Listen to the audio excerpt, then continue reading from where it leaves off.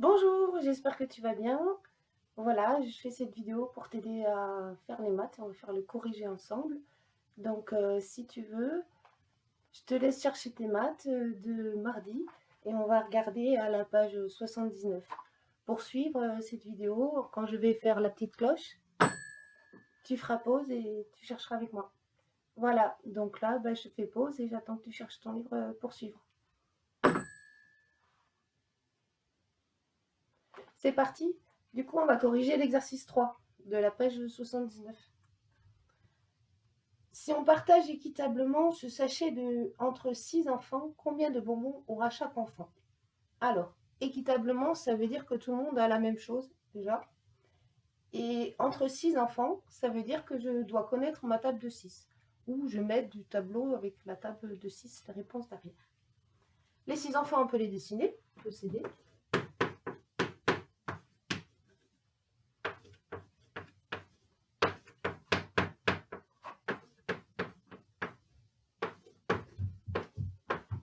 Bien. Voilà. Alors, une fois qu'on a dessiné nos 6 enfants, on se dit, ces 6 enfants, on doit leur donner 48 bonbons.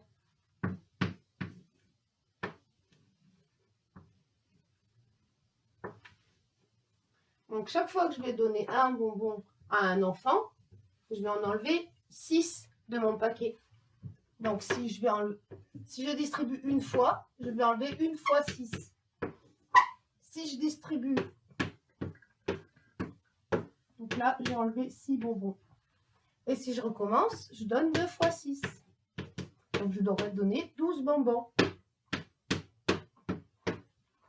Du coup, pour gagner du temps, on va se dire combien de fois je vais donner à ces 6 enfants pour vider mes 48 bonbons. Dans la table de 6, c'est 6 fois 8 qui font 48. Voilà.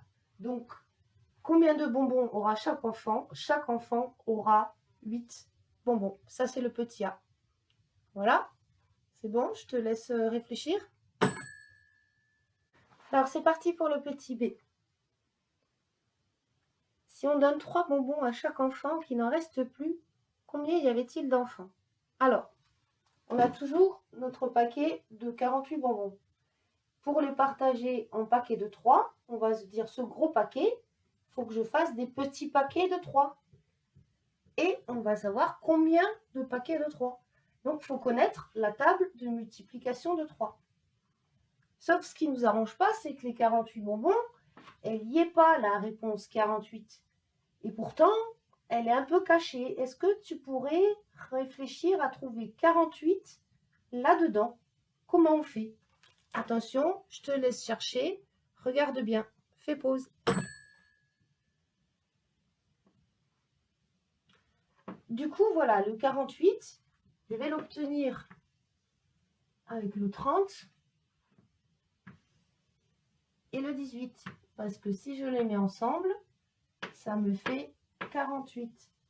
Donc, je vais avoir 6 paquets de 3 d'un côté, auquel j'ajoute 10 paquets.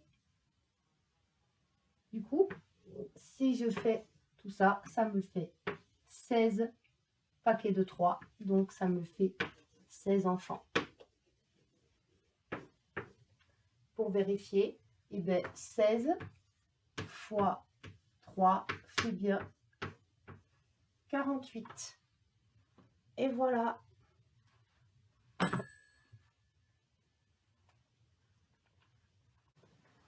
Et voilà, on va faire le petit C. Donc, toujours de la page 79. Peut-on partager équitablement ce sachet de bonbons entre 5 enfants sans qu'il en reste? Justifie ta réponse. Alors, on a toujours les mêmes 48 bonbons, sauf qu'avant, c'était des paquets de 3. Et maintenant, ce sont des paquets de 5. Ça veut dire qu'il faut connaître la table de multiplication de 5. La voici. Donc, le 48, on va essayer de le chercher dans la table. Sauf que ça finit toujours par 0 ou 5. Le plus près possible, ça va être celui-là. Donc, soit je peux distribuer équitablement 45 bonbons ou 50, mais 48, c'est pas possible. Donc, justifie ta réponse. Dans la table de 5, les réponses finissent toujours par 0 ou 5 et 48 n'est pas dans la table de 5. Du coup, le partage n'est pas équitable. On peut faire que 9 paquets de 5 pour retrouver mon 45. Mais en vrai, il y en a 48. Du coup, il faut que j'ai 3 qui me restent. Voilà. Je retrouve mes 48 bonbons au total. J'espère que tu as compris. Et puis à bientôt. Coucou, alors on va corriger maintenant l'exercice 4 de la page 79. Voilà, donc on va te demander de compléter 99. C'est égal à 9 fois combien?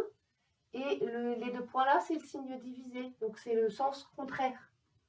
Alors, si on regarde 9, pour arriver à 9, c'est 9 fois le 1. Je peux faire en rond. Et encore une fois, 9 fois le 1.